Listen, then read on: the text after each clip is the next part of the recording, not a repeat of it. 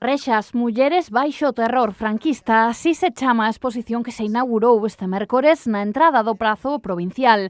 Alí o deputado de Cultura, Xosé Leal, sinalou que esta exposición materializa o compromiso do actual goberno coa memoria. Nós creemos que é un compromiso deste goberno o tratamento da memoria e visibilizar precisamente esas mulleres que sufriron unha represión que en moitas ocasións, e eu ainda falaba estes días con Monse Fajardo, foi moito máis dura que sufriron os seus homes, os seus familiares. Perseguidas, torturadas e asesinadas, as 172 protagonistas desta exposición son as mulleres que viviron nas súas propias carnes a represión sufrida durante o alzamento de 1936.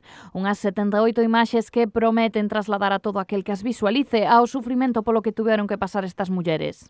En esta mostra recollemos 172 nomes de mulleres, 172 historias.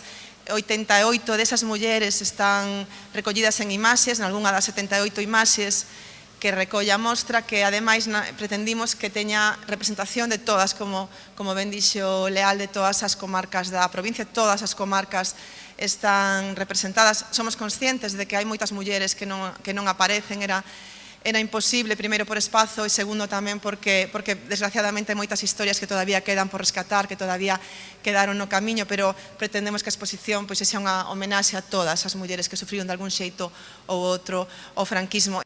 A exposición estará disponible para o público en xeral do 12 ao 30 de xullo en Silleda, do 3 ao 30 de agosto en Tui, do 1 ao 30 de setembro en Marín, do 13 de outubro ao 7 de novembro en Nigrán e do 10 de novembro ao 10 de decembro en Pontevedra.